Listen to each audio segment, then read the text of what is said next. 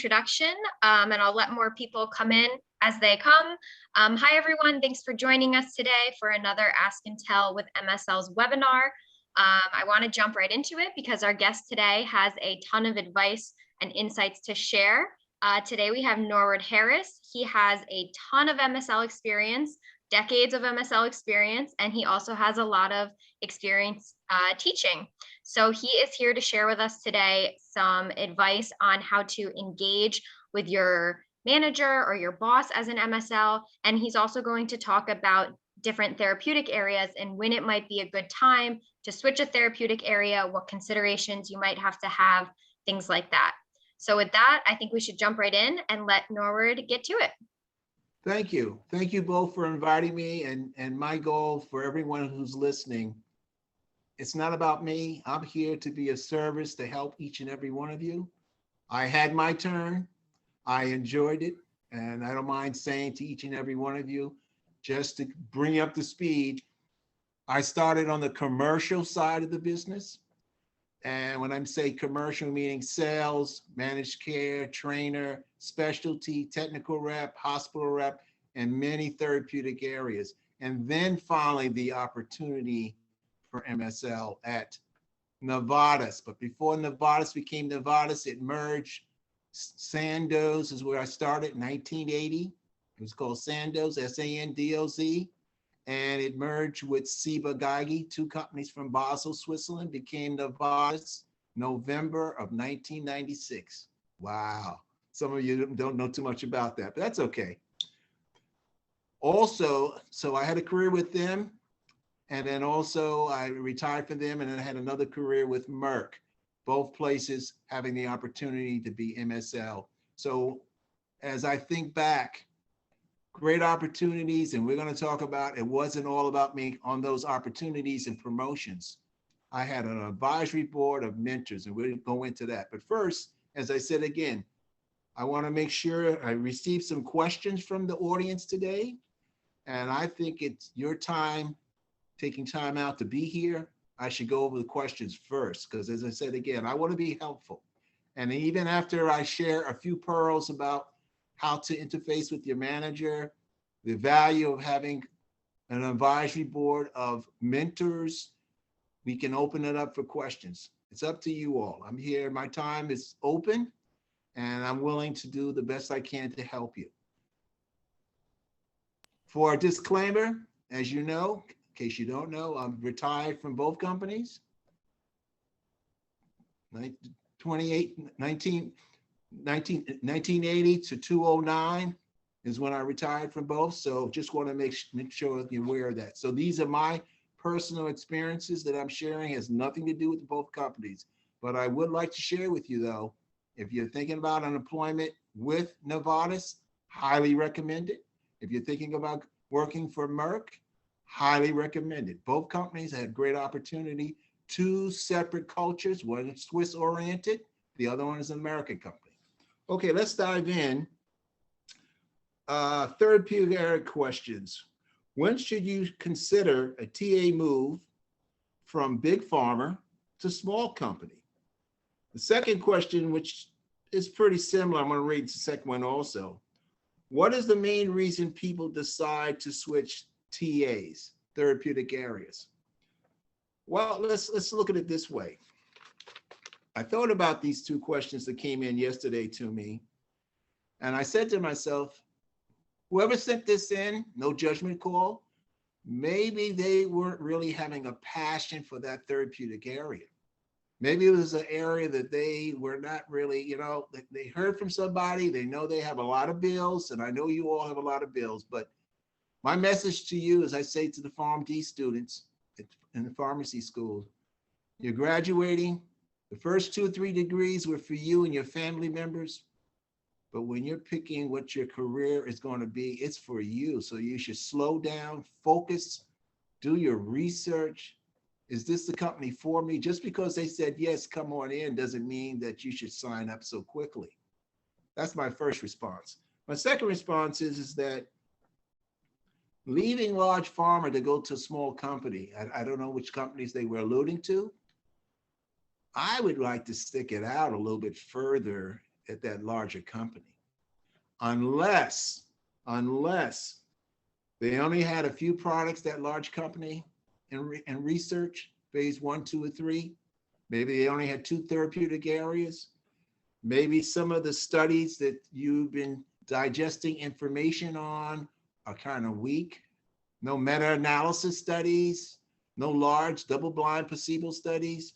Maybe there's problems of black box warning. Those of you here are pharmacy folks, you know black box warning is not a good thing in the PI, especially if you have 2 black box warnings. So I think you get my point. You have to really evaluate, sometimes not moving too quickly, slow down, do your research.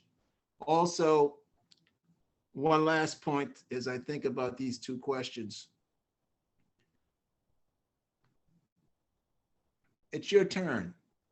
Take your time, slow down. That's my answer to those 2 questions there, basically. We'll go on to the next questions. What is considered an expert? For example, my experience is in substance and I would like to leverage my knowledge in CNS.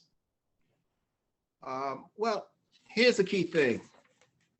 A person with extensive knowledge, ability on basic research, strong experience, and has been certified in particular XYZ therapeutic area by the company is when you really are expert. So you may have some knowledge, not to offend that person. I have some knowledge about statins. I knew about simvastatin, Zocor, Mevacor, Lescor. When it comes to this new class that's out, the PCSK9 inhibitors, which has a different mechanism of action, I read that it has great effect in Lp(a), but that's about all I know is what I read. Not till I'm certified on that product or certified on that new class, that's when. So my suggestion for you, for that person, is to, you're interested in leveraging your knowledge, this is the opportune time to put together a great PowerPoint slide, things covering pertaining to brain and the area explaining information about that disease state is what I would do. So as we all know, there's Parkinson's, sleep disorders. That's just to get a start there. But I would give an overview of pathophysiology, things of that nature, to show that you understand the jargon, you're familiar with the key points in that area. And I think, quite frankly, that might motivate that person that you're interviewing with, okay? But you don't want to exaggerate that you know certain things when you really don't, especially trying to be an MSL, okay? Can I ask a follow-up question? Sure, please. So it does seem that people will move therapeutic areas, even if they're not an expert in the second therapeutic area they're moving to. So in your experience, have you seen that people are still able to be pretty successful, even if they move to an area that they're not an expert in? Yes, and that's the point I'm advocating, that you would be more beneficial to the company by switching over instead of leaving the company. Yes. And then also, as I said again, we're going to talk about evaluations, things, how you're being evaluated. They're going to move the people who are doing well to other therapeutic areas. Also, keeping in mind, whatever teaching academic center that you're calling on, where some of the key opinion leaders are and advocates and thought leaders are, they want the best people who have quick uptake, will have that opportunity to switch over.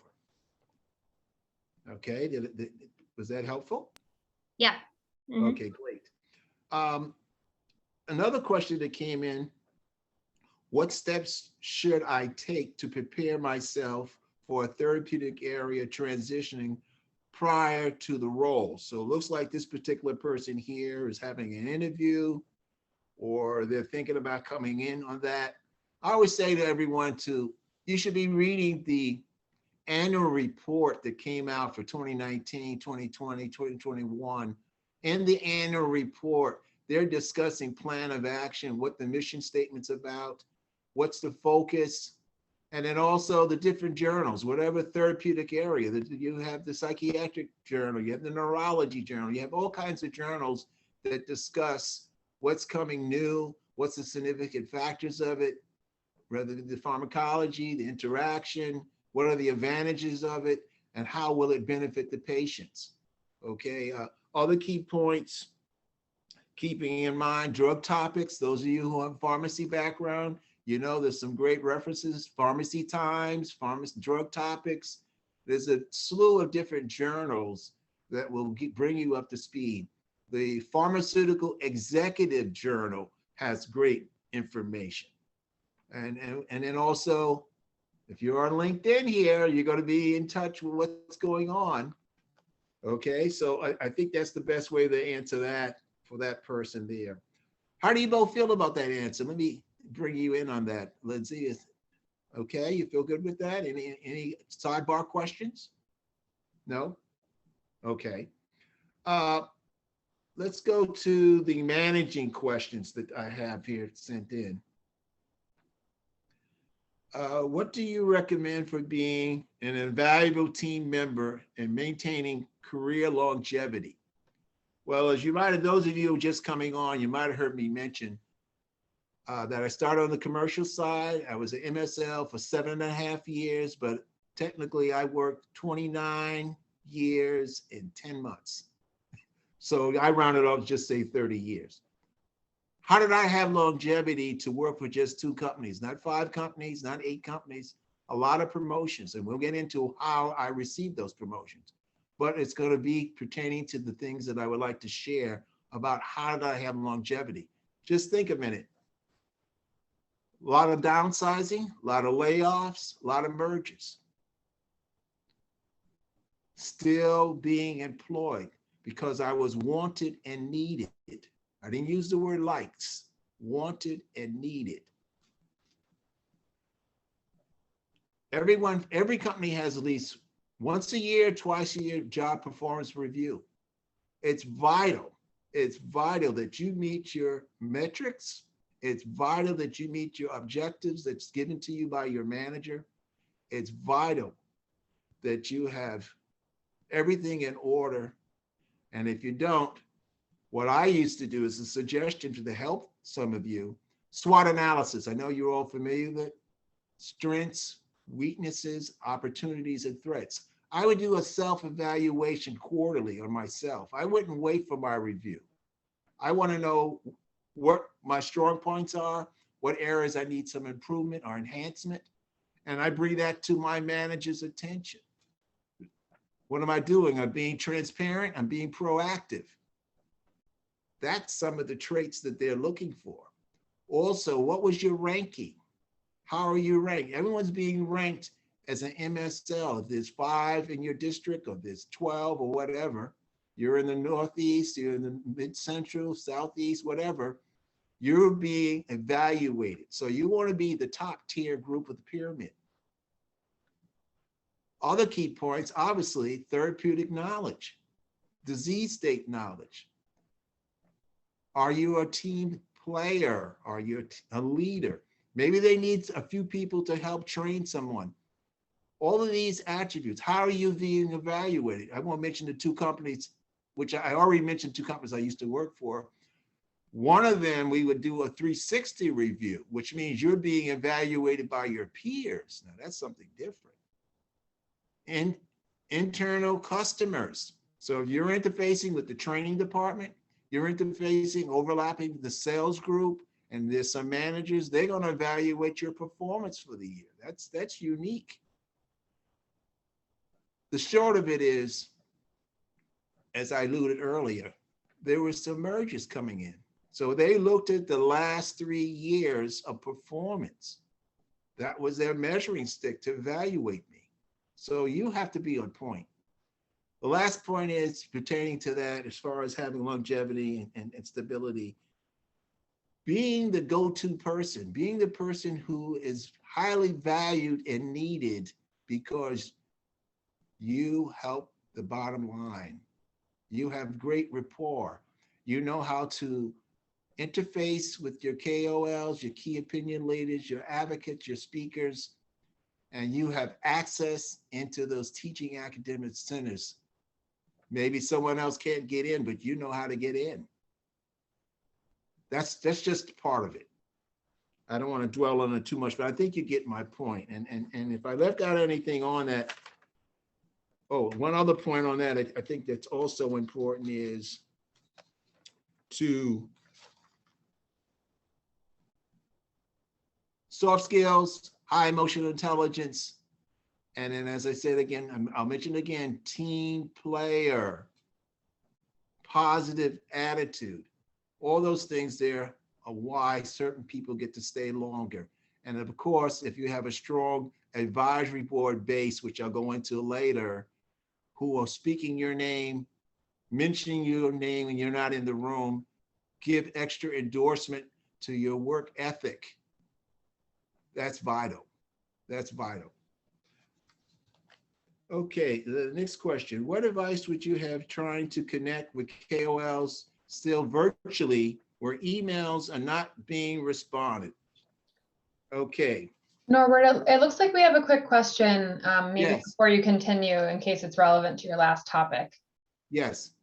So John just submitted into the chat. Was it ever a two-way street with evaluations, having an open dialogue with your manager about how they may improve? Question mark. Okay. Yes, it is a two-way street. But now here's the thing. Just because you're having your review in June or July or December or January, there should be no surprises as to how you're doing. Now, I'm not trying to be cynical, folks, but I'm just trying to be real about it. You should know how you're doing. That's why I was suggesting to you, and he just came in, or she just came in, that I would do my own personal evaluation every quarter. Strengths, weaknesses, opportunities, and threats. The goal is to the more transparent you are with your manager on your concerns or how you're not doing well, he or she has a great opportunity to correct that for you or give you some guidance or give you some support. So you should constantly be involved. They should have full understanding of some of the problems you're facing. Just like this question here, I can't get in to see my customers, they're not getting back to me. So that's part of it. The other part of it is your manager wears 2 or 3 different hats. They are a supporter and they are an evaluator. Did you really get to connect with your manager? That's going to be part of my talk pertaining to getting to know your manager. A lot of people don't really know your manager. You don't know his or her concerns. They have wants and needs just as you do. They might be your boss, but they're trying to compete with the other managers. They're trying to look well and be in charge and meeting his or her metrics for their boss. So I really believe that it comes down to the communication that you're having, also being frank, and it's okay to say, hey, I'm having a difficult time. You got to be open. You have to be open. You're building and trying to establish the same thing you're doing with KOLs. You should be using the same resources towards your manager. That's the part I'm advocating. Okay. I hope. How's that sound? Does that hit a chord with you both? I hope yes. so. Yeah. Thank you for answering that. Yeah, I was. This is John Macbeth. I was wondering if it was ever, an okay situation to have a two-way street with your manager, and if maybe you, if you notice there are things that John, might be better to improve. Yeah. Cut you off. It's how the words you choose to say, the vigor that you say, where you're not being argumentative. Mm-hmm. Okay, we're on this Zoom here today. We're using body language right now. We're using voice, we're using tone, and the words that I've been trying to use have been positive. Mm-hmm. That's what I'm talking about. It's how you say, to your manager, there were some other points. maybe it would have been nice if you would have got back with me a little sooner. You know, you want to imply certain things. You don't want to create an argument. That's not what I'm talking about. I'm talking Mhm. about a win-win. So it's using positive tone, positive words, maybe bringing your voice down a few levels. Mhm. My Yeah, voice great. goes up because I have passion. That's just me as a person. You have to get used to that with me. Those of you listening to me, that's just my passion as a person. And one last thing I didn't mention, I'm an original New Yorker, so that's part of my personality too, okay? But in all honesty, do you see where I'm coming from, John? Yes, I do. Yeah, I totally agree. Yeah, thank you. Now, how you can establish that is setting up a date for him or her for coffee before you start the day, or if you're on Zoom or FaceTime, and say, you know, I'd like to discuss some things with you that I think might help us both out so that we are on the right page. Something to that effect, you know, and see how he or she feels about that. And as I said again, use collaborative words, use words that are meaning in the sense of the positive format, that how we can do better and I can do better, but I need your support on certain things. So it's about you being frank and forthright, talking about your weak points. So whether it be computer, whether it be some of the journals, whatever it may be, that's where we're going to. That's what's needed. Mhm. Yeah, Okay. that's very helpful. Thank you. You're welcome. Any other questions of that from anybody else before I move on to the next one? Okay. Okay, where was I? Okay, so we were talking about, we mentioned longevity, and I mentioned some of the, I call the behaviorisms and competencies that's needed. That's the gatekeeper. Why some people stay, they meet all their metrics, but they didn't meet the other key attributes that I talked about. Their ranking, they're not in the top tier, they're at the bottom of the tier. They don't participate. Some people like to be safe and they never raise their hand at the meeting, or they're on Zoom and they never volunteered to share anything. It's okay. I'm not saying you have to be a talker, but speak with substance. Don't try to be safe and don't participate. Then they think you're not knowledgeable as to what's going on. That's a very important point there. I'm not saying you have to do a lot of talking now. That's not what I'm saying either. That's just a noisy wagon. Good, concrete comments that's meaningful and brings value. Okay, let me go to the next question. Okay. How do you think the MSL role will change with DOLs? Now, this DOLs, I had to look this up. Here's one I did not know. See, I don't know everything. I don't mind telling everybody here, I don't know everything. I have some great knowledge. I've had great experiences, but if I don't know something, I'm strong enough to tell you. I had to look that up. And my answer to you is, looking that up and understanding what the DOLs represents, no, I don't think that has anything to do with that whatsoever. And matter of fact, our role as an MSL is to be the liaison, the ambassador for your company, to stimulate interest, help to facilitate knowledge, also to clarify where your product would be of value for patients, and to tie the dots, who else is doing what at what teaching academic center, or what doctors have published XYZ.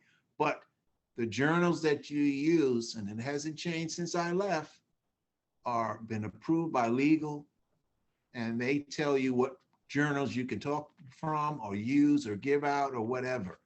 So policy tests are valuable, very valuable.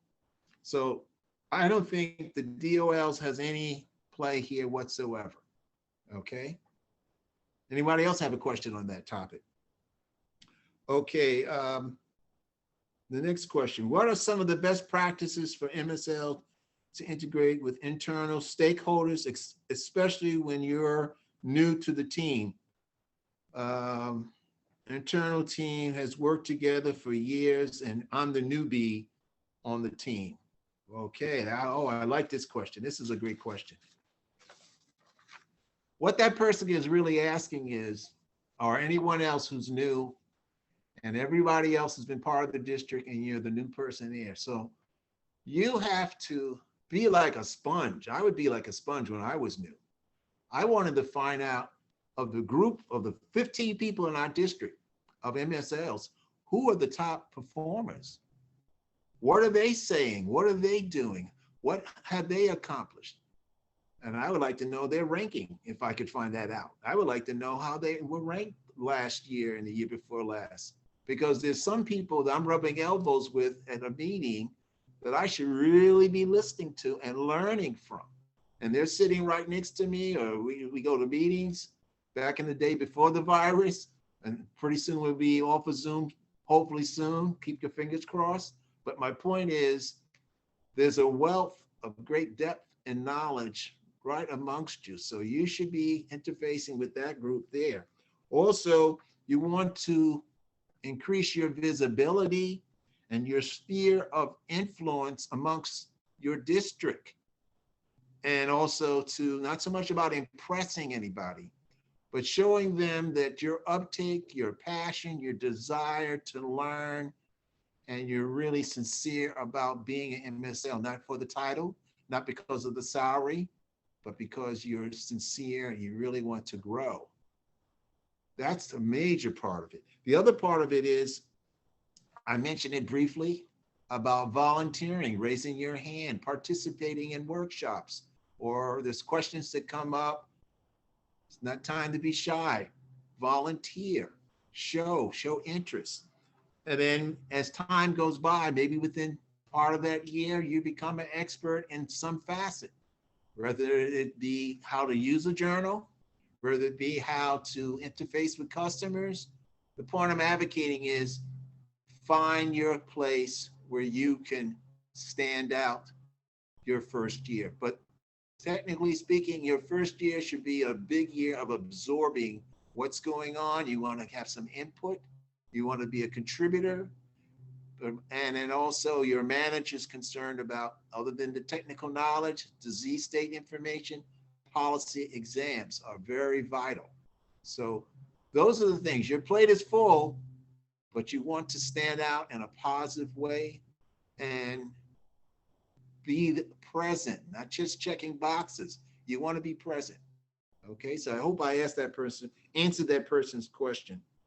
And we all have strengths already. Let those strengths that you have already, let others see them.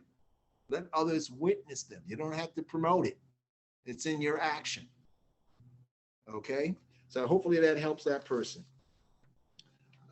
Any ladies, any questions on that? Renee, Lindsay, questions? Okay. All right, let's go on to the next one I have here. How do you network internally and find sponsors who will help you sit at the table? Oh, no, that's I have a great answer for that. Let me pull out my notes.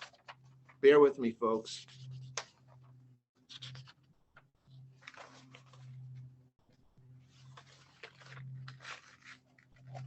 Okay, now this is going to get back to, as I mentioned earlier, when I first started and I came on, and I'm not one for tooting my horn, that's not where I'm about, but just think, 2 companies, 11 promotions, 5 at one company, 6 at the other.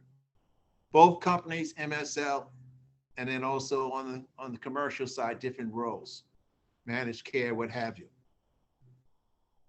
I had an advisory board of people who have helped me, all walks of life. Individuals have helped me, such as my mentors come and go. So it's important that you have many mentors, whoever she or he may be, that will be able to influence, share knowledge, share the pearls, how to maneuver the landscape of your company. Remember, I worked at a Swiss company and an American company, different format. Just think a minute. I left one company to go to Merck, and I already had MSL experience 5.5 years, and also been on the commercial side, and I'm a new employee. I was taken in stronger by some senior professionals because they valued me being a former MSL, plus they knew of me. I don't mind mentioning some of the accounts I covered, not to brag or boast about accounts, but I'm just trying to give you the correct scenario, I covered NYU, Cornell, Mount Sinai, Columbia Presbyterian. So I was overlapping with some others, so they knew it was great. Oh, Harris is with us now. That's great. They knew of my work ethic. They knew of my relationship with some of the key opinion leaders. We're calling on the same customers from different companies. And just so happens there was no compete issue. When you leave a company, sometimes there's a compete letter that you have to sign. I didn't have that issue. I didn't have that problem. But the point I'm advocating is they were happy that I was part of their district because I had good contacts, because some of the other MSLs didn't come from the commercial side. I've been in NYU for many years on many therapeutic areas, many different roles. So for me, it was like being home. Same thing at Cornell. I knew a lot of players. So whether I'm calling a psychiatrist, calling a cardiologist, nephrologist, endo, whatever, I'm part of the team.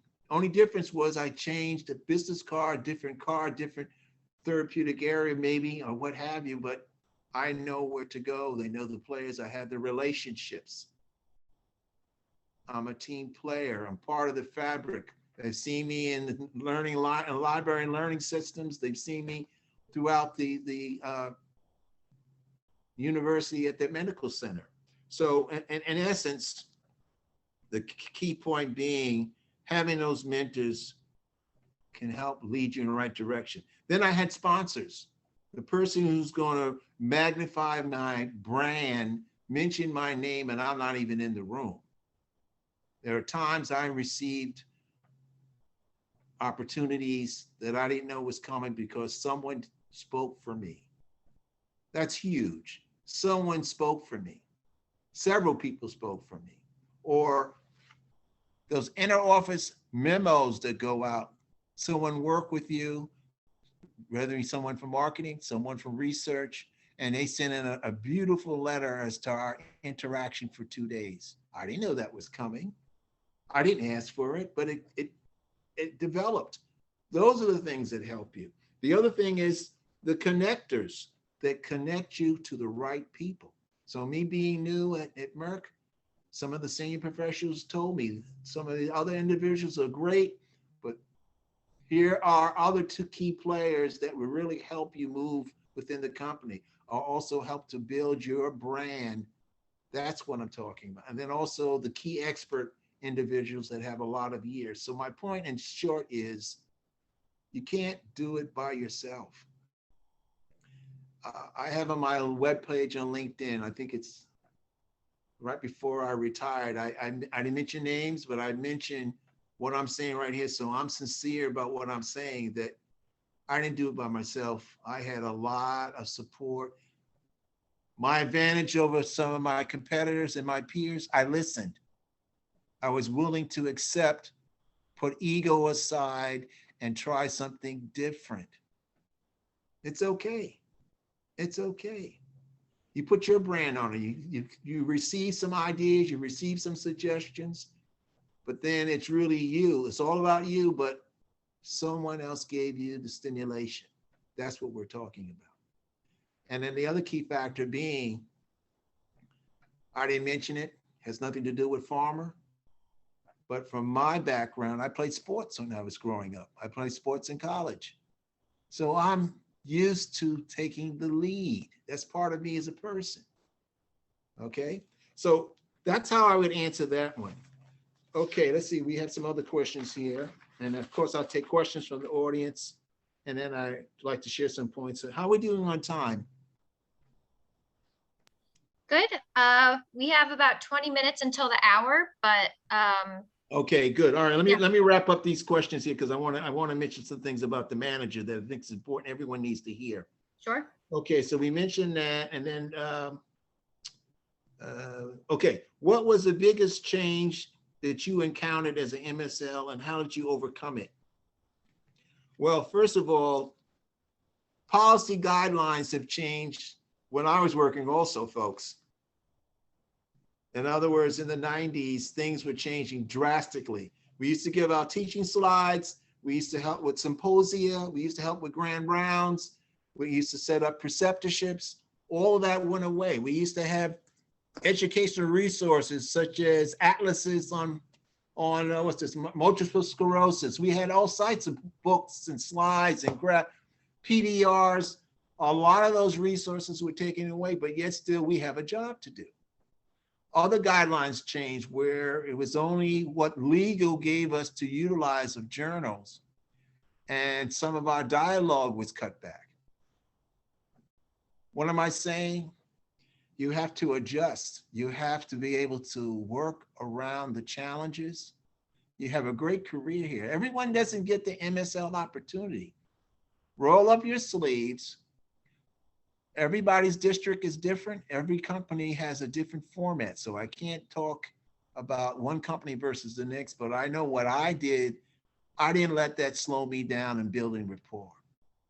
If anything, it took me to a higher level that I didn't have gadgets and things to give out. It was about what I had to say, how I presented myself, and my passion. Do you have passion for your therapeutic area? Do you have passion for your product? You're doing pre-marketing, you're doing post-marketing, you're working with consultants, you're dealing with speakers. Correct me if I'm wrong, I don't think it's changed that much. Some of my key opinion leaders were advocates who contribute to textbooks and journals. Not pushing product, talking about disease state, how our product had an effect. So he or she wanted top information because they are a contributor to comprehensive book of psychiatry, clinical journal of cardiology, or whatever.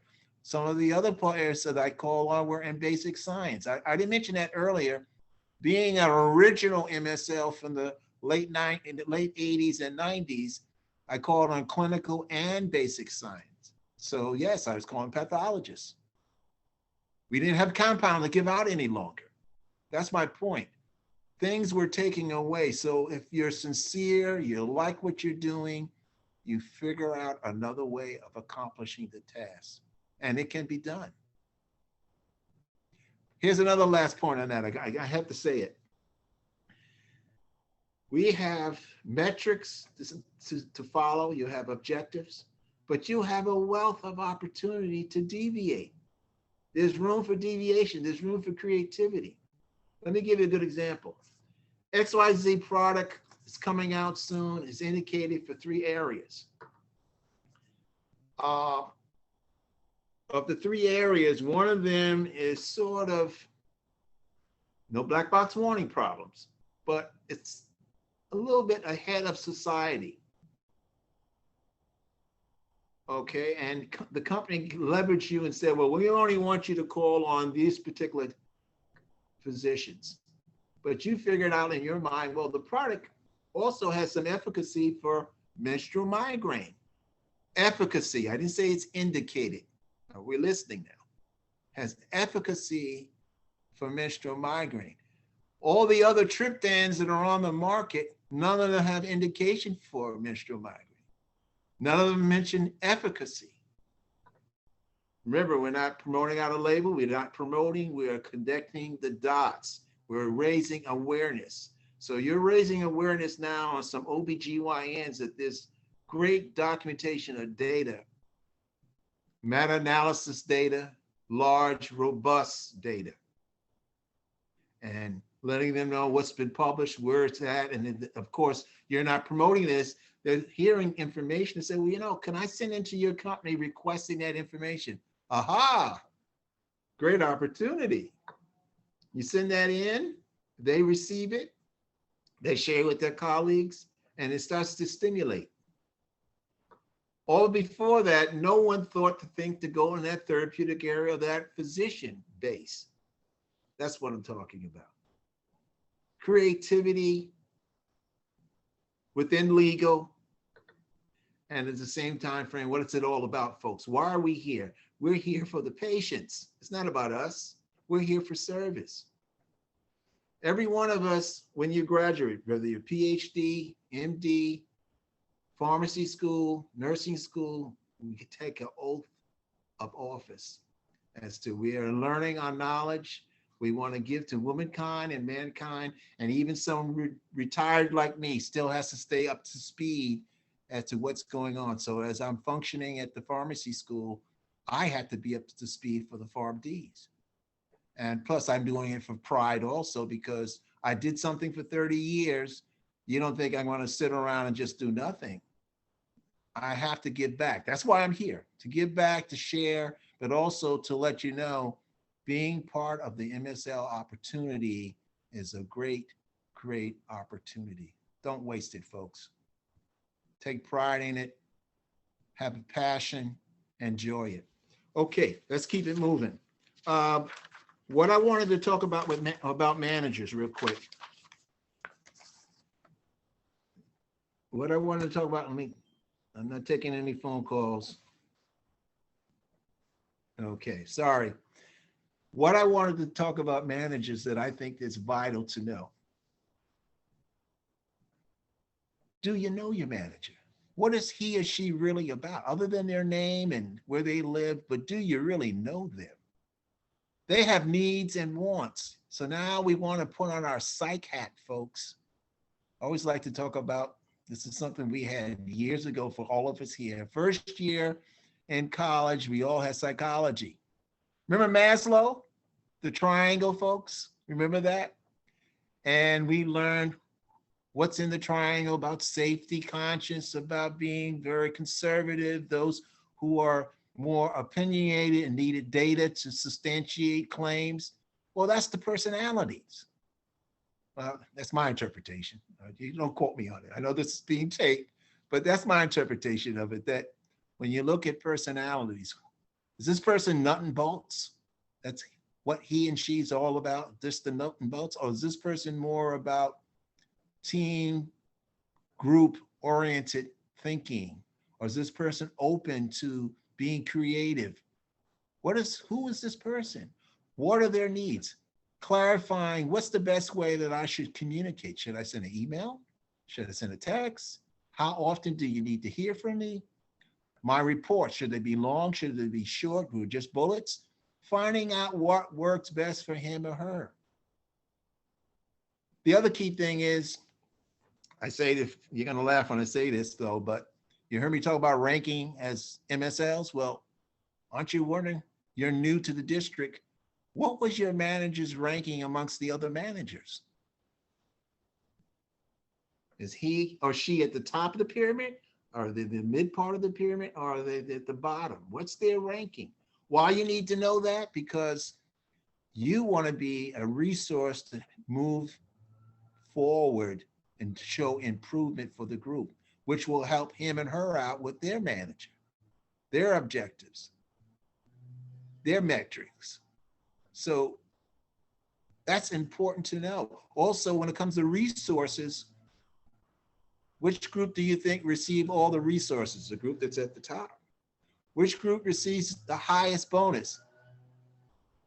Merit increase. You get my point? So this is why I say it should be a relationship of what can I do to help my manager? How can I champion his or her cause of things that need to be done? I talked about earlier, evaluator, supporter. You'll be able to work in your career development, but not so fast. Not so fast. Don't talk about career development so fast. That's where people make the biggest mistake, because it's about me, I. It's about us and we. I hate to say this. I'm proud to say that I've been a married man that will be 42 years. So I'm not bragging and boasting, but it's the same thing. You want to have a marriage with your manager as to things that you're doing. Now, this might be strange for me saying this, but I'm meaning this sincerely. You have to be on the page of building a strong relationship.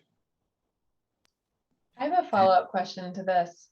Yes. When do you, I completely agree with everything you're saying in terms of building that strong relationship. My question is about, at which point in the relationship do you recommend asking these questions? Would it be right off the bat, or would it be after you get to know them a little bit more professionally? What do you think? best answer for you is, depending upon the circumstance, depending upon the person, and your comfort zone. I throw that in. That's standard answer. But all kidding aside, I would start to bring it in around that 10th month, 11th month. I wouldn't wait to the new year. No. And the reason why I say that is he or she is waiting to hear from you. Sometimes they thought maybe if you did it within 8 months would not been too late or too soon. But 5, 6 months, no. You got to remember, you are supposed to have been learning, refreshing all your knowledge on therapeutic area, your customers, and it's like you just arrived, already talking about leaving. And then the other thing is, remember I said, put your psych hat on? How would you feel an employee ask you about career path? Now, hopefully you had that dialogue in the interview process. How do you support your people who have interest in upward mobility? Right. That should have came up, to be honest. I'm backtracking a little bit with that, but in essence, that conversation should have came up a little sooner in that interviewing process once you heard you're on board. Right. Yeah, that's great advice. Once you heard the offer. And here's the other good thing I should hop on. You are new for the whole year. I'll say that again for everyone listening. What I mean by that is that you could say things sometime that it's not going to be taken out in a certain way because of your newness. But after that 1 year's gone, you're not new any longer. But I hope I answered your question. That's and it's as I mentioned about the other, your tone, choice of words that you choose, and that also you want to have it aligned up for where it's the best something in it for your manager. And what I mean by that is you want to leverage, whether you're attending a workshop, whether you whatever he or she suggests that would be beneficial in their eyes. I think that's important. Did I answer your question? You did. Thank you. Okay. Sorry for being long-winded, but I like to be thorough. Okay. The other key points I was mentioning about managers. So then we talked about ranking. We talked about how to be a support player. And then also, you never want to blindside your manager. All of it, this is all not new to you. Everyone should have heard this before. But I'm repeating it again because you get caught up into things you're doing and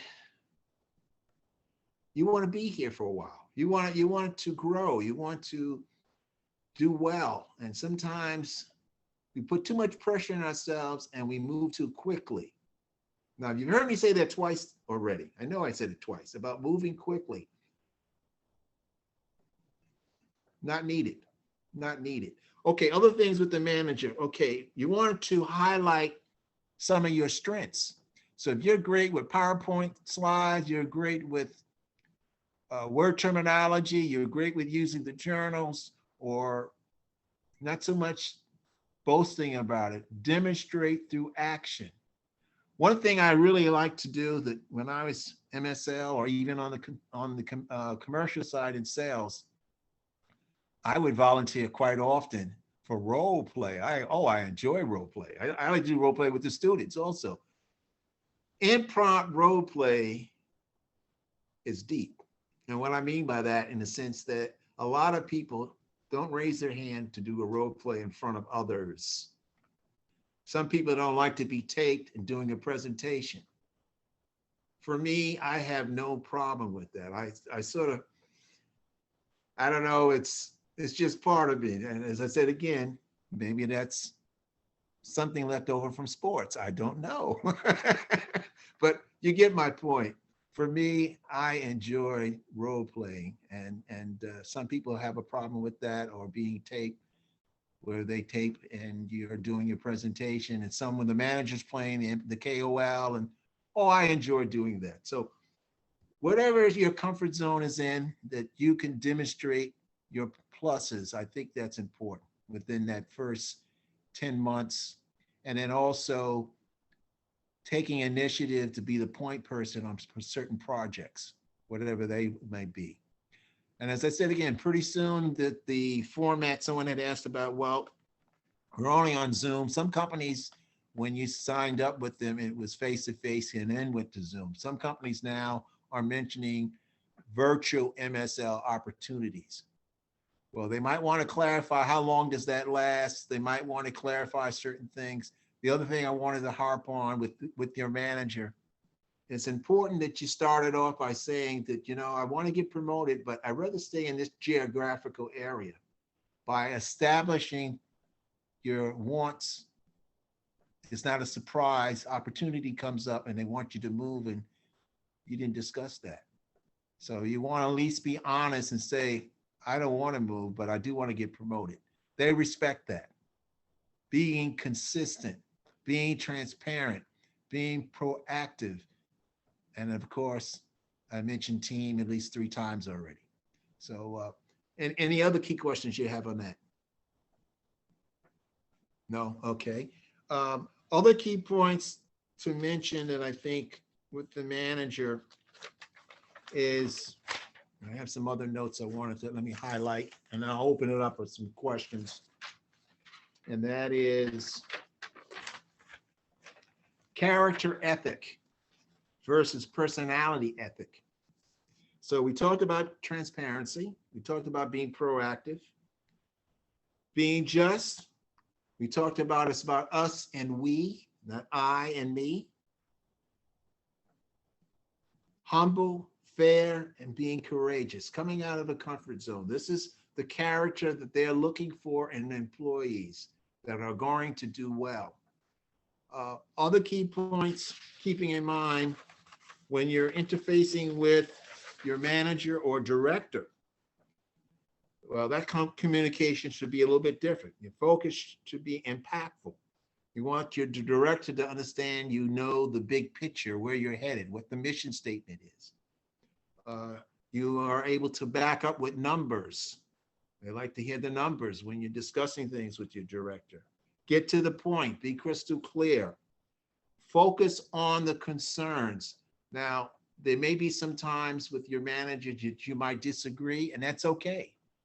They're not looking for yes people. They're looking for thinkers. So if you have a better suggestion, an idea to save time, money, or the way of doing something, please share that. They're looking for input. A lot of times before the virus, and there were meetings, and when I was working, there might be, that was the other thing I forgot to mention. At one company, the Sandoz Novartis, at that time, that era, we only had 35 MSLs. So we wore many hats in many therapeutic areas. So those of you who are in different therapeutic areas, it can be accomplished. You just have to be super organized, that's all. The other key point to highlight that I think is vital is that it's your best interest that you've been in many therapeutic areas. I know some people just like to specialize, and I'm not going to be negative on that, and that's great. But just think, if you're able to shuffle in different therapeutic areas, have that knowledge, you are more valuable than the person who only has information in one area. See, and as we all know, there's some overlapping in certain areas. So if you're knowledgeable about heart failure, you'll be a shoe-in for understanding about hypertension and cholesterol. See, or diabetes. There's some overlapping. So that's another advantage. Or if you're in the CNS, Parkinson's, migraine, seizures, Alzheimer's, schizophrenia, depression, sleep disorders, that's all related information. And same thing with pulmonologists, allergy, COPD, so on and so forth. So it's to your advantage to be strong in many areas, and helps out for longevity with the company in the event of a takeover or merger, because those things do happen. In case you weren't aware now, the other thing I wanted to mention was self-managing skills. You're already proactive, you're already a go-getter. So your growth mindset thinking, you're always looking ahead for the next move that should be taking place in your territory. A good example, You were told that there was a target list of 60 people, 80 people. But after you did your evaluation, some of that information was old, some of it wasn't up to par, and you found other key players that they didn't even know about. That's what we're talking about. Taking initiative to do extra to clarify what was sent to you from marketing or from research. Self-awareness, self-confidence. There's a lot of stress sometimes where you're navigating and your time management is an issue. So stress management is vital that you have that, you know. You can only control what you can control. Stay focused on your objectives. Don't deviate. Don't get caught up into the minutia. There's a lot of extra conversation. Focus. Focus on what you can control. I think back to some of those mergers and downsizes that I did go through. This I don't mind mentioning. As I said again, I was at Sandoz. We merged with Ciba-Geigy. The name changed to Novartis in '96. I stayed focused. I wasn't worried about my job. I wasn't worried about losing. My attitude was the last 3-4 years, I had great reviews, and I'm having a great review this year. That's what you should be thinking on the positive. We had the merger at Merck. We merged with the Shearing Plow. And what was that, 205. Okay, I made it through that. So that's my point. You stay focused on what you can control. You don't get caught up into those things. The politics in the office, things amongst other people. Stay focused. You're a professional. You have a great opportunity. You have a great therapeutic area. You believe in what you're doing, your mission. You have a great CEO, whoever she or he is. And that's your focus. If anything, you should be thinking, like others, after 10 months, 11 months, okay, what about my career development? So someone had asked me that question. When do I get started on that? Now's the time to bring that up. So now let's talk about some other skill sets that I think is important. Some of us, we're great talking to 4 or 5 people. Some of us are not too comfortable with 20 to 100 people or more. If that's an area that you know you need growth and improvement, let your manager know that. Another key thing that I think will help others. You have the training department on the MSL side and on the commercial side. I would volunteer some time to give presentations as to what you're doing. That's going to improve your interaction with your internal customers. Remember, your internal customers are the sales team, marketing, research, a lot of different groups within the company. So I would always ask permission of your manager. Can I give them an update, some things we're working on? And that goes over very well because you are a team player helping the other sectors know what your mission is. Some of you may be really overlapping with the sales team. I would have a meeting with all the managers from that area. So there's 5 managers, 8 managers, whatever. Invite your manager to attend, and you give an overview of where the disease management, some of the key points that you're focusing on. Keep in mind this, some of the key opinion leaders, advocates, thought leaders are the same customers to the hospital force, a technical rep, a specialty rep. We are sharing the same customer. Your focus is different. If you did call together, you're going to leave when they start selling. Or if they're with you, they're going to leave when you're doing MSL work. But you can go make a joint call together to align. We bring the team here. We got managed care, we got hospital force, we got specialty force. I'm your MSL person. Or if you're dealing with managed care, then you have the regulatory affairs person. My point is, it's good sometimes that helps to differentiate you versus other MSLs, that you chose to work with other groups, different mission, but behind the umbrella of the company. That's a win-win. So now that's a feather in your manager's cap. That's a feather in the area director's cap that you thought that way. Big, that's big picture. That's what I'm talking about. Thinking big picture, not being I and me, but helping the team. Okay, let's open it up to some questions. I think I don't want to overkill. I want to see if there's other key questions. I want to really help others out. Are there any other questions there online? Yeah, I do see that we're at the hour, so I know some people might have to jump off. So yeah, if there's any last questions anyone wants to ask, I think you helped give a lot of good insights and information, and people I'm sure will reach out to you on LinkedIn to connect if you're open to that. One thing I want to share, here's a question to all of you who are working. Do you have a card that says MSL on it with your name on it? And it also alludes to things that you're able to do. If not, your company should have something like this. This is a great resource because it's a leave behind with your business card and a package insert, of course. They got to be legal, with the PI. And it reinforces your name, your mission, things that you're doing. This was a great door opener for people who don't understand our role. Suggestion. So is that like a brochure version of your business card? I would have my business card right here. Okay, just an informational. And we found this to engage some of the DOs and some of the people who didn't know our mission or didn't understand. It helps to explain after you left. You did your verbiage to them, but they still, I can't connect it. Okay. But more deeper than that, it can highlight what you're working on in their therapeutic area. And it has your number, and it's also a way for them to get back to you. So that's just a FYI.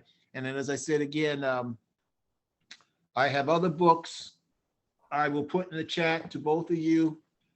Harvard Business Review book, some of the same things I spoke about interfacing with your manager. I highly recommend you. Excellent resource, how to manage your manager and walk across the aisle. Manage your manager and be the go-to person. Some great reference sources that I highly recommend.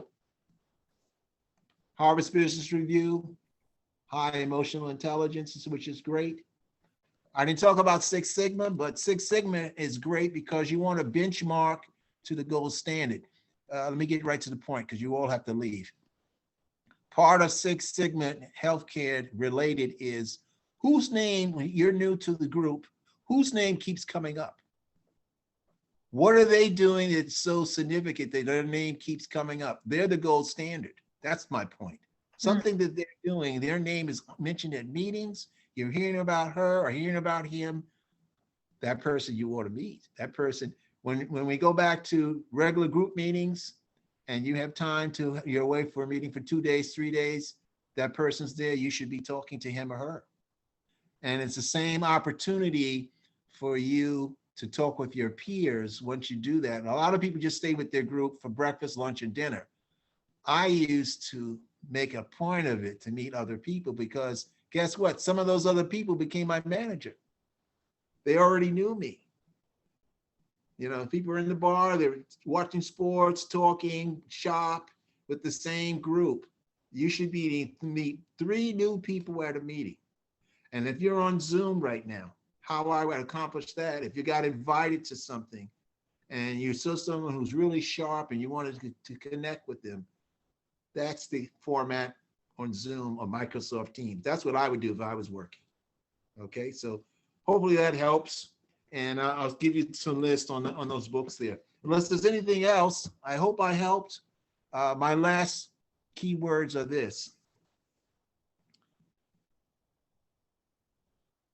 You have a great opportunity, ladies and gentlemen who are working, those of you who are trying to get in, really sincerely pick the company that you are interested in, not because of the salary, not because of the convenience or someone you knew. Also, those of you who graduated from whatever college, there might be someone already working there that you know. That might be your door in. In short, enjoy. You need help, reach out. I'm available. I enjoy sharing. And those of you here from the pharmacy, whether you're from Rutgers or LIU, reach out to me also to do what I can to share with you more about the MSL opportunities. Thank you. Well, thank you so much. This was a great session. I'm sure you'll have some LinkedIn requests after this to get some more advice from you. I hope, in closing, I hoped I was able to answer some of your two questions, because I know you have questions too. I hope I was able to, know I might have went a little deeper, but I wanted to make sure that you received it. Yeah,